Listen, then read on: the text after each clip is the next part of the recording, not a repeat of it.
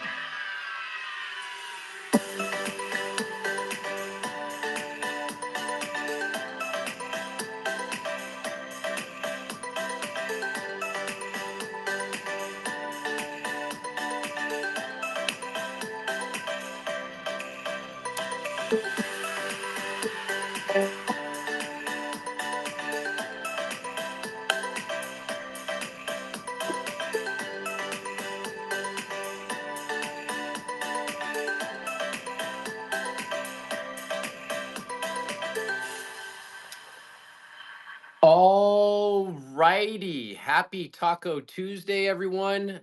Happy Taco Tuesday. I'm going to be inviting Abs up to speak right now.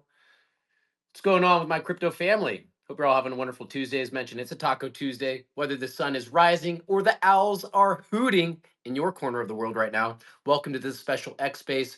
My name is Ray Fuentes, and I'm thrilled to be moderating this exclusive session powered by Merlin, where we're changing the game in crypto tracking. Check out Merlin today, the go-to crypto app for revolutionizing the way us investors can track our crypto. All of your favorite digital assets right at your fingertips. Whether you're using your iPhone or an Android, Merlin built a sleek, intuitive application that's changing the game of crypto wealth preservation.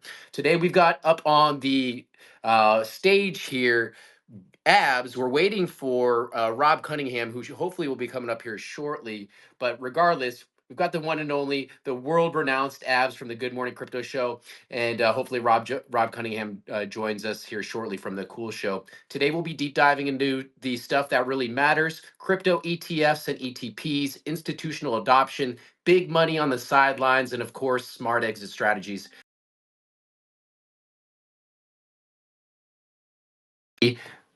To share some insights. And I think I got Rob calling me on the other line. So I'm going to see if I can answer him from my computer. But anyways, Abs, I'm going to let you take it from here, and appreciate having you, sir. Thank you so much, Ray. How's everybody doing tonight? We got some awesome and exciting topics prepared. Sorry, guys, I'm just drinking a little Dr. Pepper as we get started on the spaces here. We may not have Johnny Crypto joining us. I think we're going to have Mario, Gonzo, and a couple of other guests as well. So it should be a fun spaces.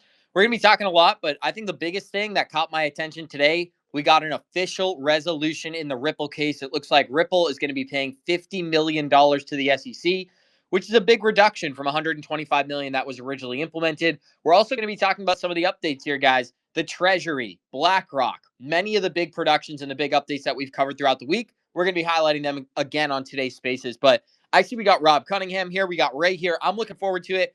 If you guys have any questions or comments, raise your hand, ask to speak. We'd love to bring you on up here to kind of engage and join the conversation. That's what this whole thing is about. But with that being said, Ray, I'll kick it back to you, and then we'll get this thing started. Rob, you should be up on stage. Good, good, good. Hey, Abs, how did I forget the elephant in the room here? Jeez Louise, sorry about that. Yeah, Ripple paid a fraction of the fine that was originally, I would say, designated by Judge Torres in the ruling. And so ultimately, I think that the Ripple legal team did an exceptional job shaving some of those or keeping some of the savings in their pockets. Ultimately, I was thinking about this prior to the space starting. I wonder what they're going to do with that capital now that it's been freed up and now it can be really deployed towards real world opportunities rather than legal costs. Right. I feel like it's like Brad said. He said this during the interview yesterday on Fox Business. He goes, the American markets have been unlocked. There's no reason for anybody to be afraid to leverage Ripple products or anything on the XRPL. And if you're just hearing this now, guys, the official announcement from Stuart Alderati today, Ripple has agreed to drop its cross appeal and the SEC will keep 50 million of the 125 million. My bold prediction, I wanted to see this fine paid in XRP, so I guess that dream didn't come true, but I'm happy this is over. I'm happy we don't have to cover this on a daily basis going forward. And honestly, I want to hear from the chat as well, guys. What are some of your thoughts on this? Many people were underwhelmed by some of the price action that we've experienced. But me and Johnny, we gave an explanation on Good Morning Crypto where we believe this resolution was priced in starting in November when Donald Trump won the election. What we know for sure, if Kamala Harris was president right now, this case would still be ongoing. And Gary Gensler would also still be the sitting chairman. So massive changes. I'm excited. I can't tell on my screen, guys, if Rob is a speaker or a listener. Ray, can you It confirm? shows he's a speaker on my end. Looks like we got a thumbs up. Rob, feel free to chime in whenever your heart desires, sir. And I see that we also have Seal in the Seal Nulia in the audience as well. I hope you're doing well, Seal. It's been a long time, fellow top investor on Link2's platform. But anyways, Mike is yours, Rob. Well, good evening, everyone. Abs, how are you? Merlin, Ray, thank you for having me. I'm looking forward to chatting tonight. It's always a pleasure, Rob. Absolutely. And lucky for us, they gave us the headlines to talk about. So I'm just going to start it off on the strong note that we're all focused on right now. SEC is going to keep 50 million to the 125 million.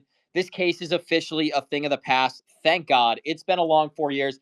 When we first started talking about this case, I originally just had invested in XRP. So I had just had Bitcoin and XRP. That was my entire portfolio at the time. Now it's a new day and age. So, Rob, what was your initial reaction to like the resolution last week, as well as the final announcement today? SEC is going to keep 50 million. Ripple can put this thing in the past.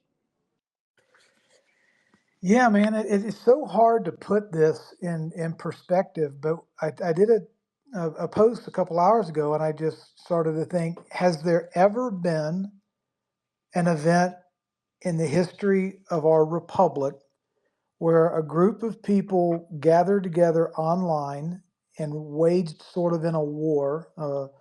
A spiritual war, a propaganda war, an information war against the most well financed global entity in the world, the US government, its infinite printing press, its SEC, its court system, and its major media propaganda houses, and all of the investment bankers, the whole VC community.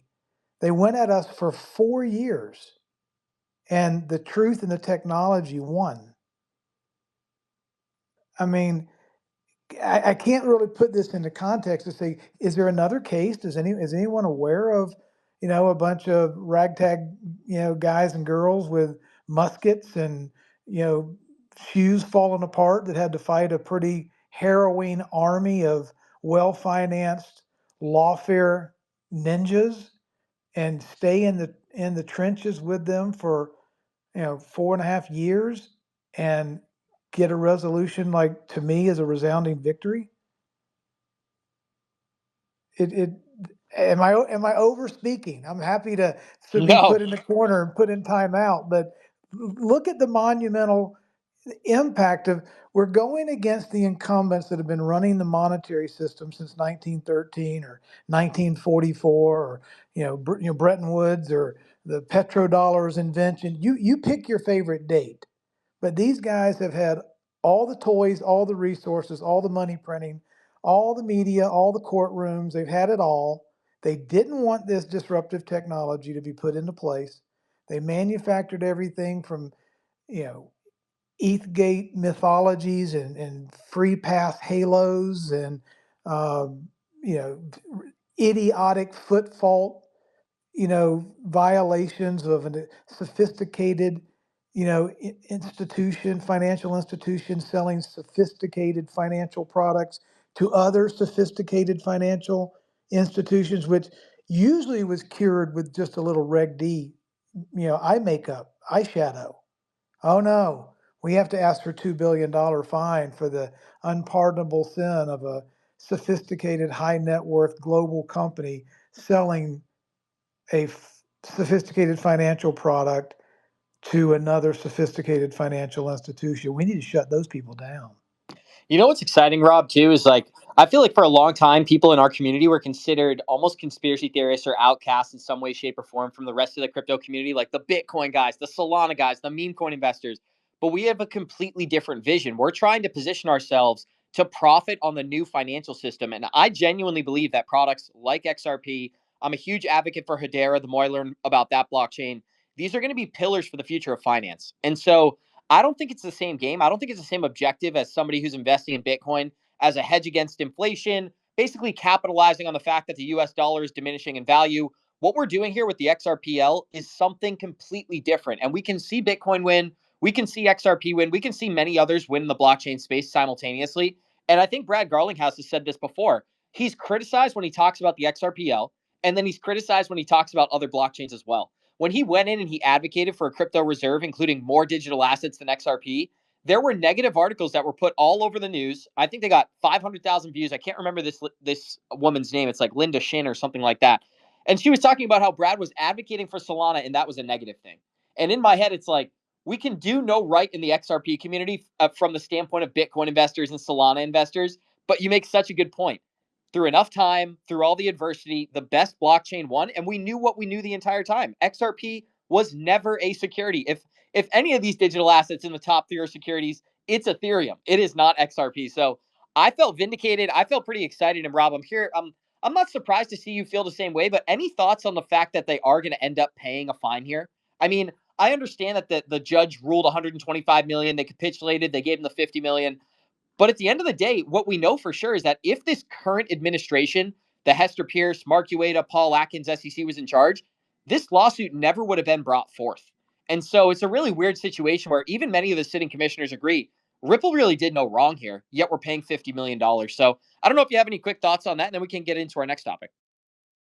Yeah, my quick thought, my hope, my joyous speculation goes along the lines of, yeah, we'll under the conditions of our 50 million being paid in XRP and being the absolute ceremonial first deposit into the crypto stockpile, we'll let you keep 50 million.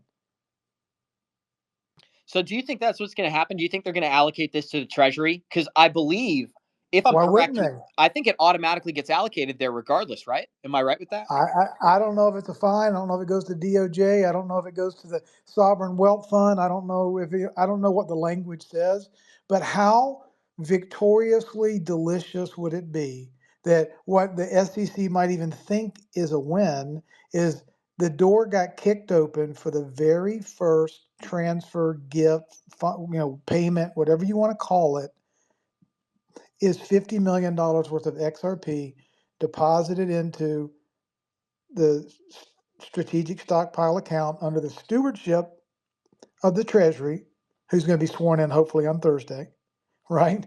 And there is nothing when it comes to monetizing the balance sheet, as the Treasury Secretary and President has said. They're going to try to drill, they're going to do an external revenue service, they're going to take ill-gotten profits from drug dealers and you name it and put it in either sovereign wealth funds.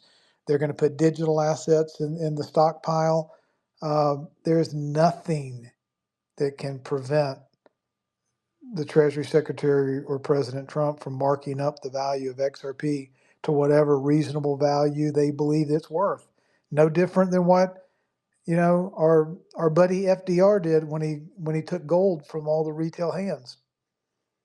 Here's what's interesting too, Rob, and I think you're gonna appreciate this more than other people as well, is that if what our vision is, the fact that the XRPL is going to be used as a tokenization layer for real world assets, if that comes to fruition, then we're talking about a number of wealth that's really hard to even wrap your head around, for lack of a better word. The derivatives market alone, I know that JP Morgan, Bank of America, and the four other largest American banks each have over $50 trillion in derivatives. So imagine if we even to get 10% of the derivatives market tokenized and put onto these public blockchains, $100 billion market cap, although it seems large in comparison to where we've come from in just the last couple of months, I really believe it's going to be viewed as drops in a bucket. When you think about all the money from the Nostro Vostro narrative, meaning freeing up banking liquidity, to the tokenization narrative where stocks and bonds that are just existing in traditional markets, that value is going to be tokenized and put on public ledgers. It's all going to happen during the Trump administration. And what's so great about that is we're in year 1 of 4 years.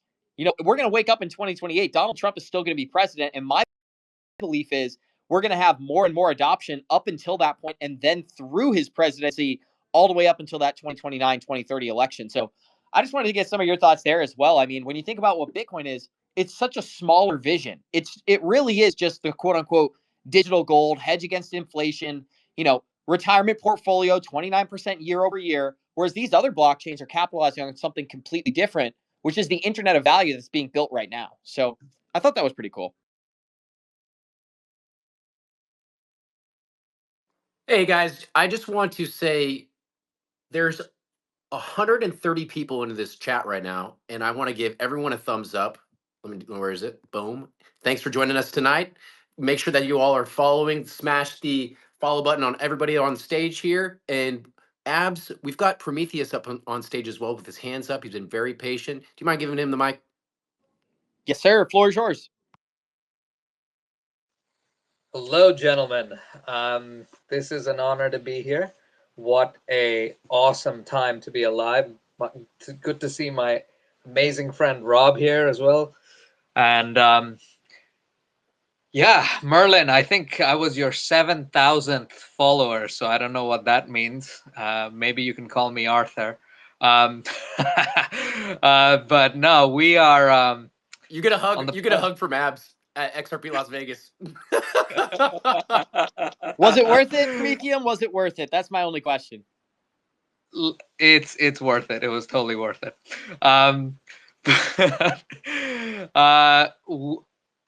The XRP community has gone through nothing short of a dark night of the soul as a result of this crooked former chancellor, Gary Gensler.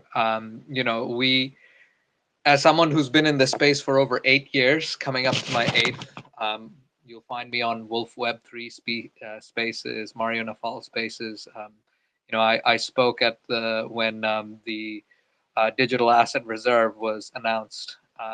And so, 440,000 people on that day became awake to this new reality of crypto becoming the backbone after the petrodollar has been usurped, if you will. The sweetheart deal that lasted with Aramco of Saudi Arabia for 50 years came to a halt last year. And so Trump, very wary of what actually backs a national currency when it's no longer the petrodollar, which is also, if you haven't figured out why America went to the wars it did for the last decade or something or so. As Rob was pointing out, these people have been in control for quite some time. They've had access to the money printer. They control the media. That's how they convinced you that weapons of non-existent mass destruction was the reason why they had to go to Iraq. And so now the tide is turning, the tide is shifting. And so this generation, we the people all over the world, and of course you in the United States, I have nothing but love for you guys. I'm here in the UK under a tyrannical Keir Starmer regime, which one regularly fights up against. I'm actually going to go visit Tommy Robinson in prison. We have a shot. Okay, these next 4 years, they're going to fly by just like that.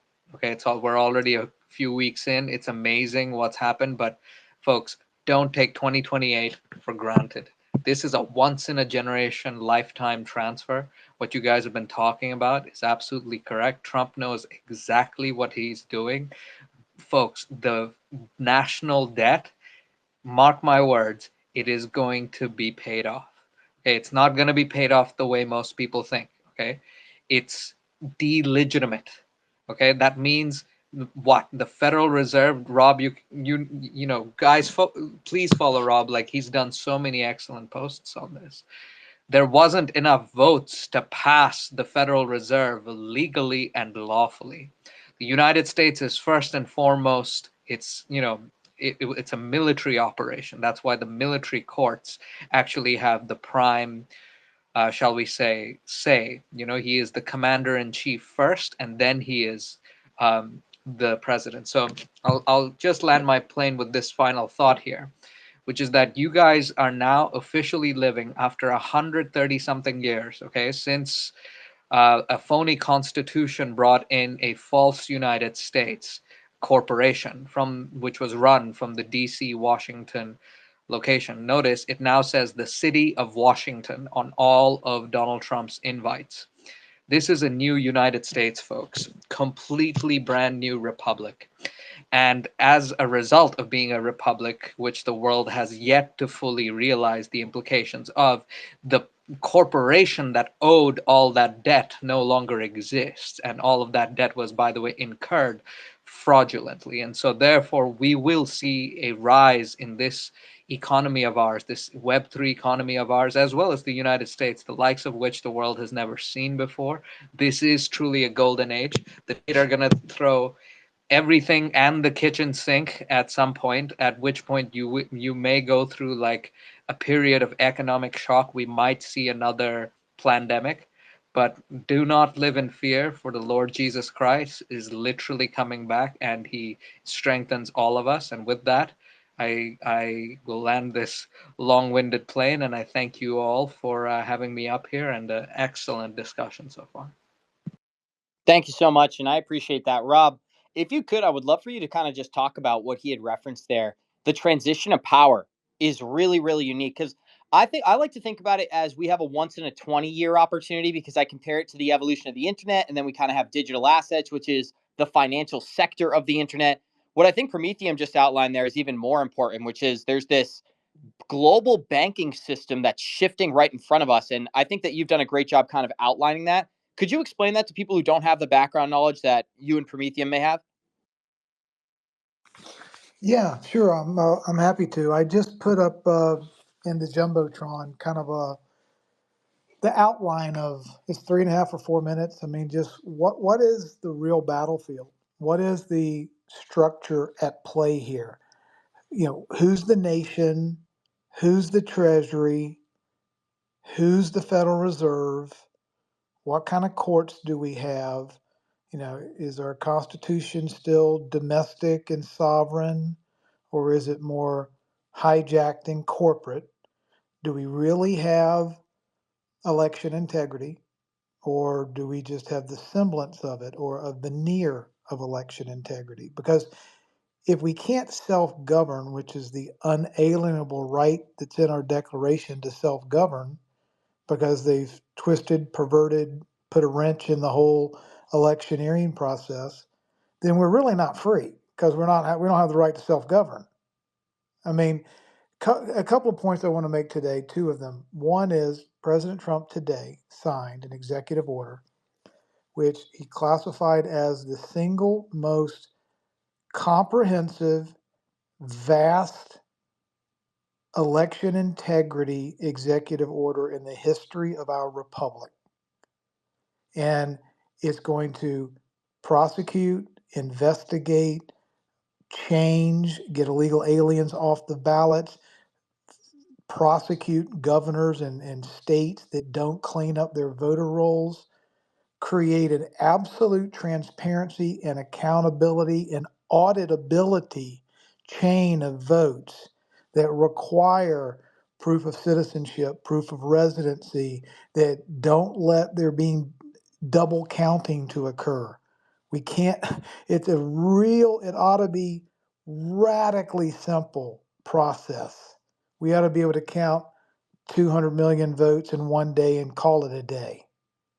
The fact that they've made it this idiotically indecipherable 2 or 3 week process like they've done in the past is all the evidence we need of fraud. So he also signed an executive order today making it mandatory that every single Treasury payment has to be done digitally, trackable, traceable, accountable, without paper, without fraud.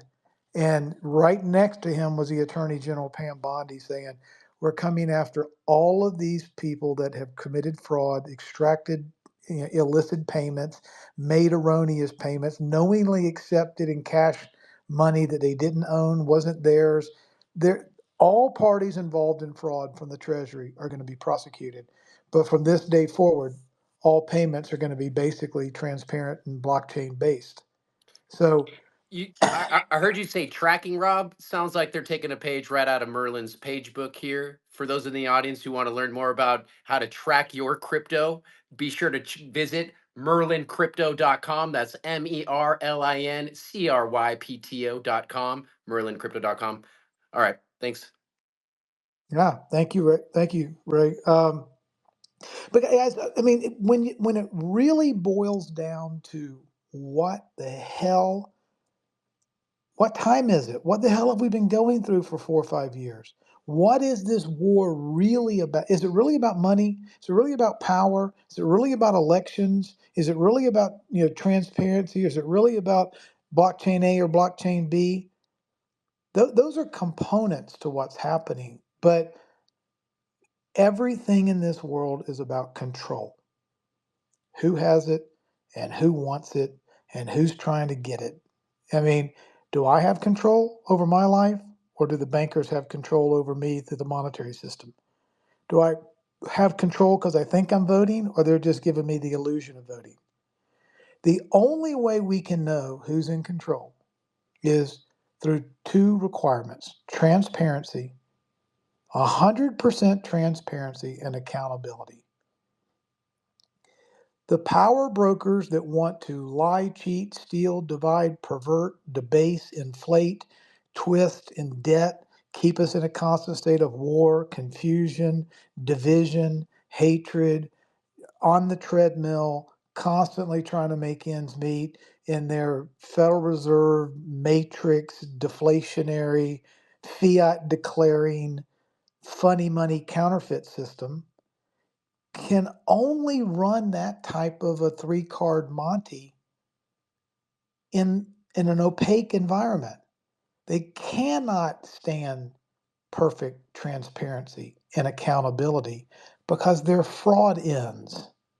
So this war at the end of the day is about transparency or no transparency.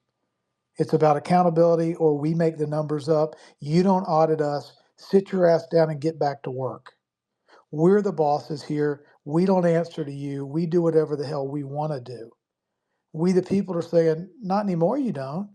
We want to see it all. We want a blockchain that is open, public, transparent, accountable, reconcilable. Every 8 million eyeballs can be laid on the numbers, and we'll you're nice and everything, but we're not investing our trust in you anymore. We're going to trust but verify.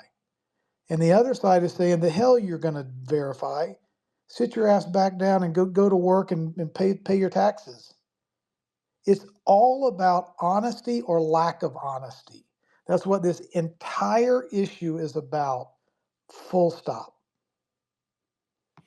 You know what's interesting about that, Rob, as well, is that I've been able to interview Mark Yusko a couple of times, and he's not an advocate for the XRPL or XRP whatsoever, but he is an advocate for exactly what you just stated, that we're moving from a trust system into a truth system where transparency is put at the forefront and we can see all this stuff for ourselves. We don't have to give it over to a government entity. And I know what's really interesting about this whole Doge narrative with Elon and Trump is that I had just learned that a lot of these government checks, they don't even tell you where they're going.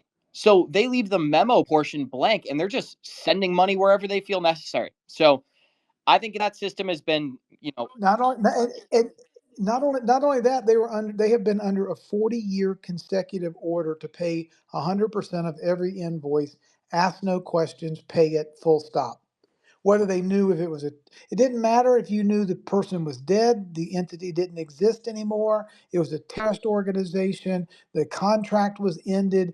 It did not matter. They were under because in a debt-based system, what do you have to do? You have to always increase the debt. You have to print the money, increase the debt, keep us on the treadmill.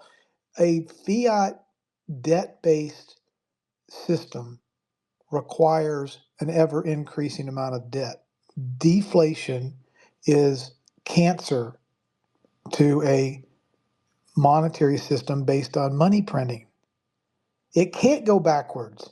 This whole kabuki theater we've grown up our whole lives talking about who's going to spend, who's going to spend more, who's going to spend less, who's going to balance the budget, how are we going to get our deficit paid down? It's kabuki theater because a debt-based central banking system designed by Marxists, the central bankers, the Rothschilds or Marxists who invented this system in the 1600s, it's based on constantly putting more air in the balloon. Their system doesn't work if you let air out of the balloon. It has to be on a constant inflating basis for the mirage of a monetary system to continue to function. They've never been about a balanced budget because the numbers will never balance because the money is counterfeit.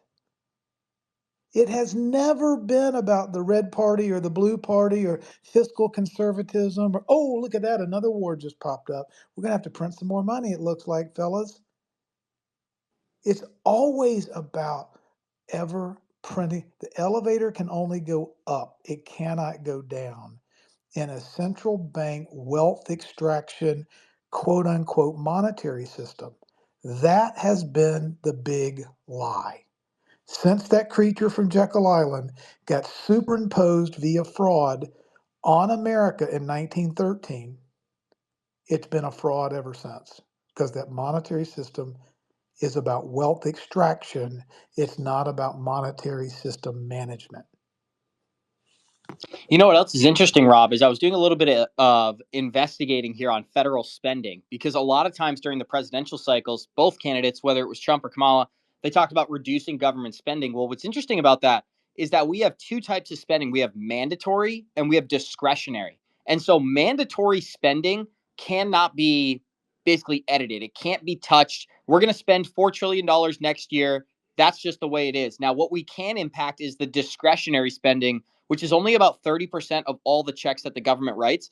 But it goes on to show that the illusion has many, many layers where you think that we can get this great reduction in spending from the government to reduce inflation. Little do we know the majority of government spending is mandatory and cannot be adjusted. So pretty interesting as well when you think about it from that perspective.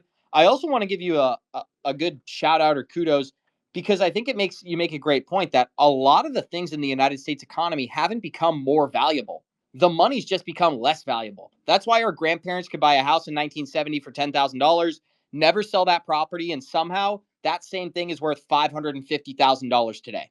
It's not because the house changed. It's not because the land changed. It's because the underlying asset, the US dollar, is worth that much less here in 2025.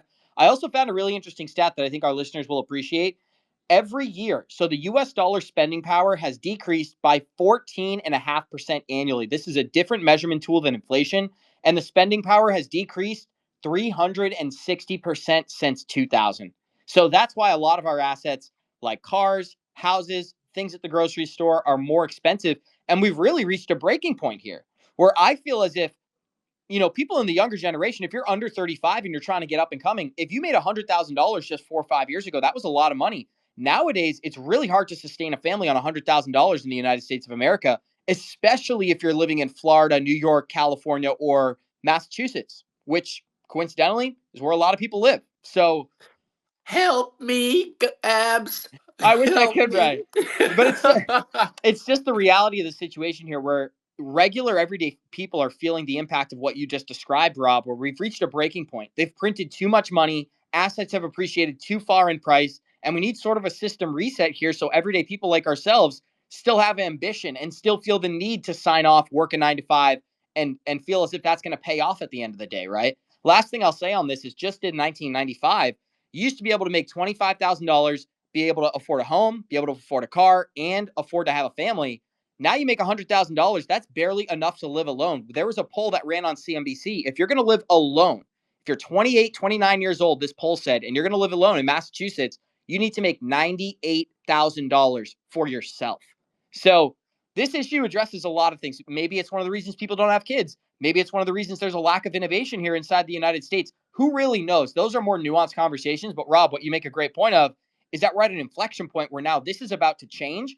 And maybe that's Donald Trump's main initiative here in his second presidency or his second term, as you would say. Any thoughts there, Rob? Yeah. Look, in 60 days, less than 60 days of Trump's second term, I wrote down on a napkin 15 things that he's done and just off the top of my head. I didn't do an AI search or Grok or anything. I just, through reading the news, in 55 days, he's done more than presidents in 32 years combined have done. Let that sink in for a minute. You've got all of Daddy Bush, all of Bill Clinton's 8 years, all of Obama's 8 years, all of Biden's 4 years, Baby Bush's 8 years. 32 years of presidency combined don't hold a candle to what President Trump's done in 55 days. Hey, Rob, on the other side of that napkin, do you by chance have an XRP price calculation? I do not. I'm not Nostradamus. I can't give you one of those things. Next time, But I, I'll look for that napkin. I don't just paint a mental picture real quick in about 60 seconds. These are the things that if we want to make growth go up, let's just assume that America and President Trump and Bissett and the new SEC director and commerce guys, everybody wants GDP to, let's say, go from 1.8 to 3.8. Okay. How do we get, which is an unbelievable change, right? To have our economy, the biggest economy in the world, the one that's 25% of global GDP, double, go to 3.5%, right? 3.6%. How do we explode our economy? What would we do? Well, how about foreign aid cut? How about a federal staffing cut? How about fraud, waste, and abuse cut? How about NGO payments stopped? How about the military sprawl all over the world stopped? How about if interest rates come down when we refinance and the interest on the debt goes down? How about new tariffs? The External Revenue Service, that's a gain. How about new energy production? Drill, baby, drill. How about new manufacturing jobs? Trillions and trillions already committed to onshoring and reshoring back and the new jobs that are going to come with that. How about new business onshoring of kinds we can't even begin to calculate? How about the new immigration green card? The $1 trillion or so they think that'll bring in for $5 million for The gold someone to card, pay Rob. the gold. I think they called it a green. It might be a gold card. Yeah. How about money supply debasement? How about we just stop debasing and printing counterfeit debt-based Fed notes that make every dollar we do have left of the $6 Merlin has left in his pocket only buy $4 worth of shit next week? How about we stop that? Okay. How about taxation and regulation cuts? Because every time we cut, the economy grows and the gross overall amount of revenue increases. How about if we did a financial system friction cut? What if we took the 6 or 8% internal friction of all the payments the federal government makes the world over, and we make those payments cost less than a penny per transaction, kind of like on the XRPL? What if the illegal immigration reversal was taken out of our country? We didn't have to pay for illegal healthcare, education, medical costs, crime, jail cells, food stamps, whatever it is that we have to pay for. There's just 15 things right off the bat that can make our economy explode in growth. I to be told that we weren't able to do this for the last 32 years is the biggest crock of horse crap I've ever heard in my entire life. It was a system that everyone benefited from. The elites in the top benefited from. Everybody bought into the groupthink. They all played the kabuki theater. They took turns. The red party got power for a while, and the blue party got power for a while. And the news media spun their narratives. They kept us kind of barking and divided and distracted, and and clueless as to what's going on. And the whole time, a City of London, foreign based Federal Reserve, as G. Edward Griffin told me 3 weeks ago in his living room, and everyone probably knows this, but the Federal Reserve is not federal. There are no reserves. It's not a bank, but it is a cartel. And it's a cartel of cartels. So the central banking enterprise prints the money, tells us what M1 and M2 is, decides when to QE or QT. They manipulate the money supply. They print out of thin air whatever number they think makes the machine continue to operate and tell us that it's money. It's phony money. It's counterfeit money. Money is supposed to represent value of something that you and I did. Our output, our labor, our creative talent plus work equals property. You can't just create something out of nothing. That's what fiat is. I declare we need $2 trillion. Boom, there's $2 trillion of magic right straight out of my rear end. What do y'all think about that? Well, we live with the consequences of them just printing $2 trillion out of thin air. It's called, eggs that are 80% higher than they were before Donald Trump brought them down 60%. I mean, this entire kabuki theater has been run and operated by the financiers of the central banking cartel. And we're either going to have an external revenue service or an internal revenue service. We're either going to have a treasury or we're going to have a City of London cartel. We don't need both. We don't need an external revenue service and an internal revenue service. And we don't need a Federal Reserve Rothschild system domiciled in the City of London beyond.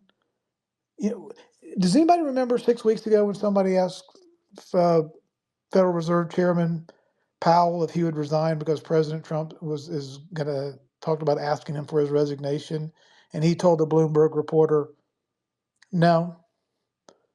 And the follow-up question from the reporter was, why, do you feel like you don't have to? You don't think he has the authority? And Powell said, no. Does that tell you all you need to know about who has the power position in the United States of America? The President of the United States or the President of the Federal Reserve? Hey guys, we've got about 15 more minutes left of the space here, and I do see Prometheus hands up. We also have Doc Amish, Johnny Crypto up on stage, as well as the one and only Abs from the Good Morning Crypto Show. So if anyone has any final comments or other insights to input while up on stage, please be sure to take a swing. Hey, I'd love to get in real quick. I'll make it fast. First off, Rob, that was freaking incredible. I followed you. I'm gonna tune into everything you got to say. That was awesome, and the entire team from Abs to Johnny, Coach JV, every single person. You guys are helping change my life, so thank you. My question is, and maybe there might be another time you can answer this, but I have my entire portfolio essentially on Coinbase. I want to get it over to some type of hardware wallet and I want to start using Merlin, but it's just not feasible for me to start tomorrow, if that makes sense. So if you guys ever have time or could point me where I could get that going, that'd be awesome. But thanks for everything, guys. And sweet. Thanks so much. I think that was Doc. Doc, can you remind me, was your question about a wallet or was it about Merlin? Kind of a combination of both. So I want to get my portfolio that's on a Coinbase over to a hardware wallet, and I also want to use Merlin simultaneously to track it for now and for the future. Johnny Crypto, floor is yours, my friend. I see you got your hand raised. And Doc, thank you so much for the kind words, by the way. We appreciate that. The entire reason we do the show, we set this out all the way back in 2022.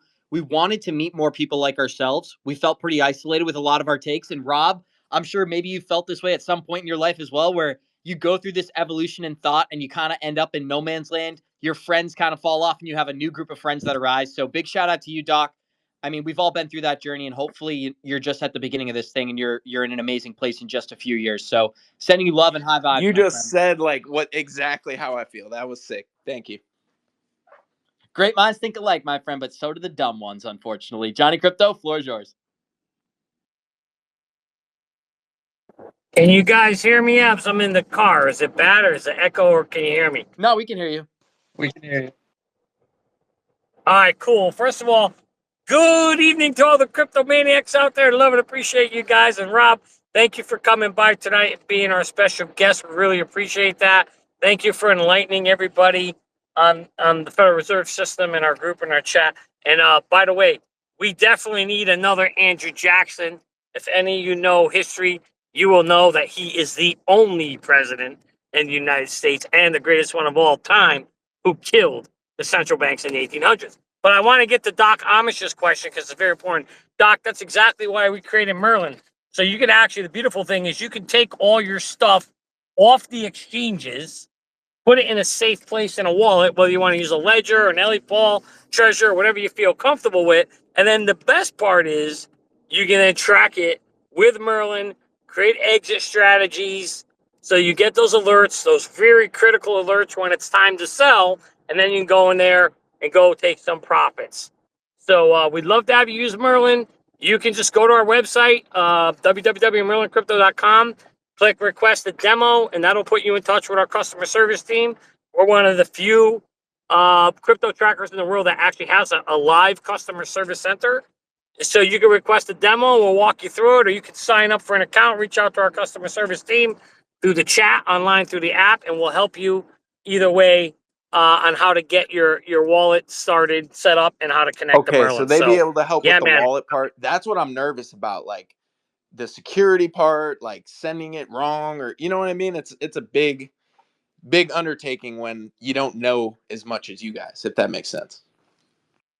Yeah, I mean, your best part there, to be honest with you, I mean, our team can help with it, but listen, there's so many videos on YouTube on how to set up a Ledger wallet, and how to set up a Treasure or an Ellie Paul. I would encourage you to go watch one of those first on YouTube, or if you're in the 3T Academy, we have videos on how to do that as well. But there's a lot of videos in there on how to actually do that. But yeah, Mario is our expert, and he certainly can help you with that worst case scenario if you're still struggling with getting that Okay, set I up. appreciate that. Yes, sir. Awesome. Yeah, Thanks you're again, welcome. Doc. Thanks, y'all. So, Rob, what do you think? Are we going to get another Andrew Jackson or what? Well, brother, I think we have one. I think we've got an April 2nd coming up. We've got the declaration underneath shades at the White House. I think you've seen little glimpses of that. You've got an Andrew Jackson portrait in the White House. You've got a president that says the most glorious word in the English dictionary is tariffs. Andrew Jackson was the only president ever in the history of the United States to pay off the national debt using tariffs. And Trump sees that we can go back to tariffs. We can get rid of what they already taught. Look, if they're talking about getting rid of income taxes for everybody up to $150,000 a year, that's 85% of Americans. If the amount of radical cuts that are taking place in spending, the fraud that's being stopped, the onshoring that's going to happen, the tariffs that are going to bring money into the United States, the drilling that's going to take place, and the growth that's going to take place is going to more than dwarf the amount of money that this IRS has been collecting or extracting from we the people. And if you net what they've been taking from we the people with their 50s and 60s era COBOL technology, mainframe computer systems, and all of its inefficiency and bloated staff. The net of how much money this IRS has been extracting from we the people is not that much. And just the radical cuts and savings and efficiency gains and onshoring and productivity and putting the only CEO in American history to sit in the White House brain on these quote unquote inextractable problems. We're finding out in about 60 days they're not inextractable. We just had a bunch of either dumbasses or corrupt individuals sitting in that office. Oh So no, they're not dumbasses, Rob. We know what they are. they're They're crooks. corrupt. They're corrupt as they can be. And you know what's interesting? When I talk to a lot of people, it's so funny. I'll talk to family members and stuff, and I ask them, you know, where they think their federal tax dollars go to, and they're all like, "Oh, it goes to run the country." I'm like, "Nope, does not. Every single federal tax dollar goes to pay the interest to the fake, what I call Federal Reserve, because it ain't federal or reserve. It goes to pay the interest on the debt for the paper towel napkins that they get to print out, because that's all it is. It's all fake paper. But literally every penny of that goes to pay the interest on an asset, if you want to even call it that, we don't need the Federal Reserve to print our dollar. That's what our Treasury can do. But yet we've delegated that to this fake entity, which is not, we know who it's private, we know who owns it, and we're just paying them interest so they could give us a fake loan. I mean, dude, you can't make this crap up. It's just ridiculous. But like you said, President Trump's the only one that's had Andrew Jackson portrait in his office. I think he plans to be like Jackson. It'll be very interesting. I'm hearing talk now that they want to even shut the Federal Reserve down. That would be very, very interesting to see if it happens. I don't know if they could pull that one off, but wow, that would be a major win for every single American if that were to happen. Well, I don't see why they can't. And actually, I'll take it another step further. I think it's impossible that they don't. Because if we are going to have, again, a lady's either pregnant or she's not pregnant. We either have an external revenue service or an internal revenue service. We're either operating with sound money or counterfeit money. If we're going to real dollars, real US dollars backed 1-to-1 with ISO currency standards, in addition to ISO digital architecture blockchain standards, and every nation around the world has been running like their hair's on fire to buy as much gold as they possibly can. We're not going to be operating with some people having sound money and some people not having sound money, or us in America. Johnny Crypto's not going to take my fake $20 bill and give me a $20 note backed by gold, where one of them buys me full $20 and the other one doesn't, isn't respected or trusted by anyone. So how would we switch out the decaf coffee, the fake counterfeit money, and replace it with fully leaded caffeinated coffee? How would we get money out of circulation that is counterfeit and put money that is 1-to-1 backed and audited on a monthly basis, backed by treasuries and T-bills and notes and gold and other rare earth minerals that some South African country I heard was going to offer us $37 trillion in rare earth materials if we'll just get the terrorists out of their country and give them some safety. Well, here's the question I have, Rob. Is I hear what you're saying, but the problem is every president who's tried to strip their power away after they created their famous entity in Jekyll Island in 1913, you know what happens to them, right? We all saw what happened with Kennedy. They've tried it at least twice with Trump. And there you go. So that's the answer to your question is, listen, let's face it, and I'll leave it with this, is people in power never want to give up their power. So there's going to be a massive battle for that to happen, but I don't want to hijack the conversation. I see other people have their hands up, and I'd love to go around the room and let those other folks comment as well. Kevin. Hey, how are we doing, guys? Can you guys Yes, hear me good? sir. Loud and clear. Awesome, awesome. First of all, I appreciate your guys' passion. I think you guys do a great thing, and you guys bring a lot of like-minded people to learn more. And yes, I very much appreciate that. Let me ask. I am fairly new to your guys' channel and space, and I follow you guys now daily. So you keep it up. You guys are doing a great job.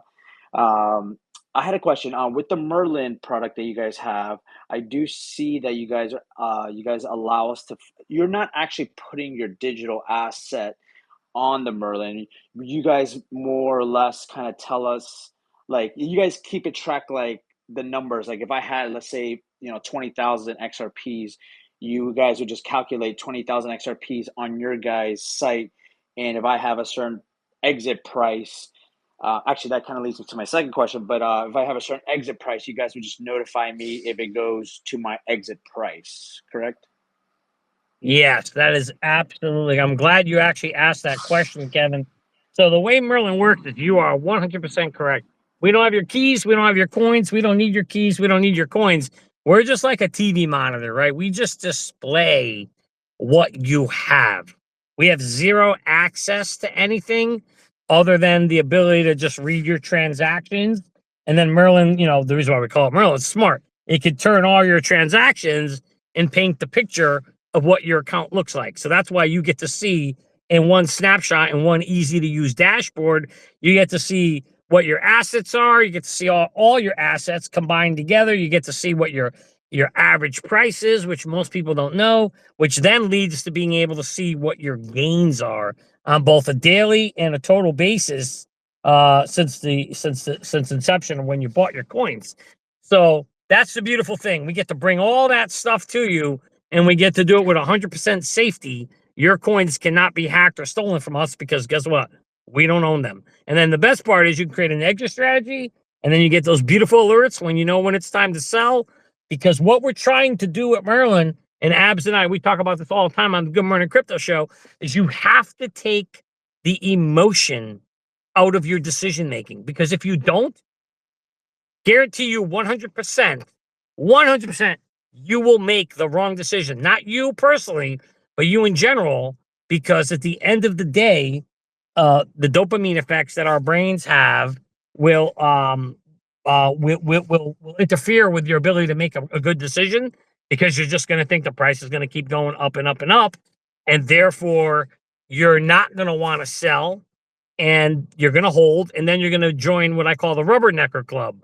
The rubbernecker club is what me and Abs were in 2021, where you watch your account go all the way up, and you stretch your neck out, and you're watching it. It's really, your account's really high up there, and then you watch it come all the way back down, and you've lost all your money. Don't be a rubbernecker, and that's kind of what we did here at Merlin, was create this so that you can now be a profit taker and not a Awesome. I rubbernecker. appreciate that. Yeah, I learned my lesson. I think a lot of us who've been in the space have fallen our emotions, and that led us to holding the bag, and nobody likes holding the bag. Now, my next quick question would be, do you guys help us create exit, like the exit prices? Like, do you guys have your own exit prices, or is that something you guys share, or do we create our own, or is it or do you guys kind of go with the candles and see what could be the next all time high, or or even, let me add to that too, like, would more good bullish news, let's say on XRP, would that create your guys' exit prices higher than it would have been without the good bullish news? Like, Yeah, so that's a great question. So basically, with Merlin, we give you the tools to be able to set the exit strategies and pick the price targets you want. We also, within Merlin, if you become a member, we have a special video in our how-to section and our get started section, where we actually teach you how to use the Fibonacci tool to project potential exit targets. So if you become a Merlin member, you get access to that free video inside the app, and you can watch that and you can learn how to do it. And then we also, if that isn't good enough, then we also have the ability for you to reach out to a few of us to do one-on-ones, and we kind of help train people also on how to use the tool to be able to create your own exit strategy. for those who don't know how to do it. So we've got a couple different things in place to help people do that, because that is one of the things most people struggle with, is how do you pick exit targets? And so we've customized some videos to show people how to do that. Awesome. Well, guys, our crypto family, we've reached the hour. Any final questions, comments, or updates from those up on stage? Big thank you to Rob. Hey, Ray, I see Prami's got his hand raised. Maybe we can go to him before Oh, we yeah, close it absolutely. out. I'm sorry. I'm not seeing on my end. Thanks, guys. Very quickly, for anyone who wants to carry on the conversation, I'm hosting a space immediately after this one closes. So feel free to jump into that. We'll talk about how to perpetually scale a business within these perpetually scaling blockchains. But no, excellent discussion. Very excited to check out Merlin, by the way. You look like a fantastic tool as a degen in this space. I cannot wait to check you guys out. And looking forward to the next one. Please, everyone, retweet the space, and big thank you for having me up. And Rob made some great points, and so did you, Johnny, at the end, and you too. Good morning. So yeah, thanks for having me up. Excellent space. Well, thank you for that, Prime. I just encourage everybody before I kick it back over to Ray and Abs. Hey guys, big shout out. I want to personally thank Rob and Prime and all you guys who came up to speak, and I encourage everybody who's in the spaces to follow all the speakers. Make sure you follow Abs, Ray, Rob, Prami, and everybody up here, because you can get great content for all these people as we help grow this community. Thank you so much, guys. Ray, I'm just going to say something really quick. I want to give a big thank you to Rob as well as everybody else who came up to speak. The reason we do this, guys, is because we made a lot of mistakes in 2021 when it came to getting caught up in the emotions of the market, watching our portfolios double and triple, and not sticking with our plans. Merlin's completely free. You can try it 30 days. Take advantage of that. Get in there, create some of your exit plans. If you decide not to continue the subscription, you will not be charged as long as you cancel within 30 days. So head on over to merlincrypto.com, create a plan for yourself, and figure out, if I have $10,000 and I want to make $100,000, I need to create a very different exit plan as if I have 10,000 and I'm only trying to double my money. So everybody's going to have a unique strategy. And the one thing I want people to keep in mind and take away from this conversation, do not change your exit plan based on the emotions. We already saw it in December. When XRP went from 50 cents to $3, my phone was flooded with messages from people saying, hey, my first exit was at $3. I'm going to move it to 5. I'm going to move it to 6. I think we're going to keep climbing. And that is exactly how you get crushed in the crypto market. You make a plan, stick with that plan, and hopefully we all make a ton of money here in 2025. So big thank you to Ray. Big thank you to Johnny, especially Rob, Kevin, Prometheus as well. Big shout out to you, my friend. It was great talking to all you guys. So I'll kick it over to Rob in case he has a closing statement, and then we'll go right back to Ray. Abs, all I can say is just I'm grateful, attitude of gratitude to all of you up here. Thank you for what you're doing.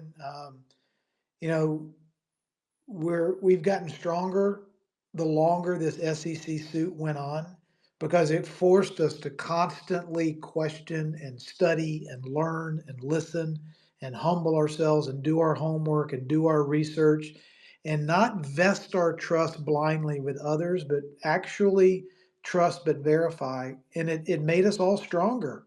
And I did, I tip my hat to all of you guys. Just keep doing what you're doing, and thank you for doing it. Thank you, Rob.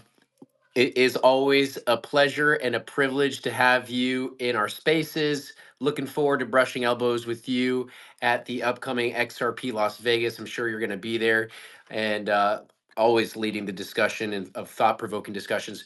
What's really neat is we've got a full house. We've got some really interesting people in the crowds right now. Just want to say thank you to Leanne for being here all night. Seal, thank you so much. I saw Echo, The Truth was in here, Not Financial Advice, Zach Humphreys. We've got some real legends in here. So just want to say thanks for joining us. Prometheus, thanks for joining us. Kudos to everyone who came up on stage and share their perspective. I mean, what an interesting chat. Before we wrap up this incredible space, I've got to give massive props again to those who came up and dropped knowledge bombs all evening long. That's Abs, Rob, Prometheus, Johnny, Doc, and everyone else who came up on stage. And to everyone who's tuning in live or to the recording, you are what makes our Merlin family extremely special. You showed up ready to learn, ready to engage, and to have a blast. And that's exactly what this crypto culture is all about. Catch Merlin across all socials right here on X at Get Merlin Crypto, LinkedIn, we're always keeping it professional, Instagram and Threads, that's at Merlin_crypto, or dive straight in at merlincrypto.com. And now let's end this space the only way we know how, with some smooth vibes, Johnny's favorite. Until next time, thanks for tuning in. Roll that beautiful music. This is a banger.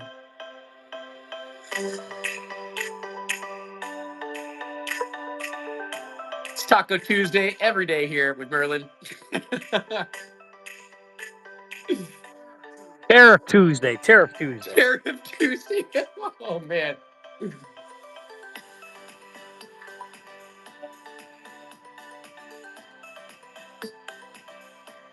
don't know about you, but I'm fist pumping right now. I told you it's catchy.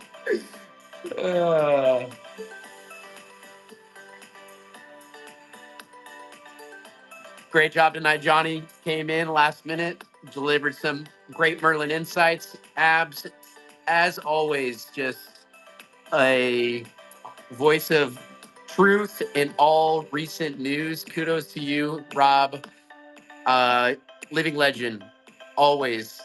As mentioned, really looking forward to brushing elbows with you. And hopefully your beautiful queen, I heard, might be joining you. So that'd be great. Mine as well. Looking forward to seeing all you guys. And again, hope you have a great Taco Tuesday.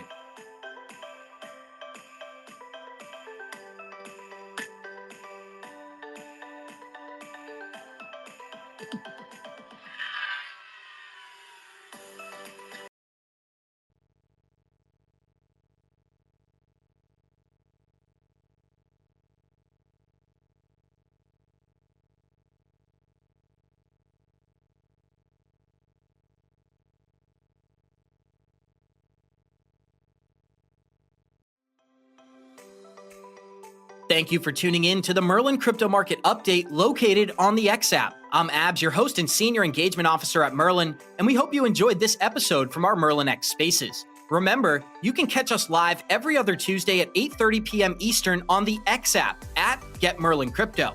If you want to take your crypto tracking to the next level, don't miss out on our free 30-day trial at merlincrypto.com. Thanks again for listening, and we'll catch you in the next episode.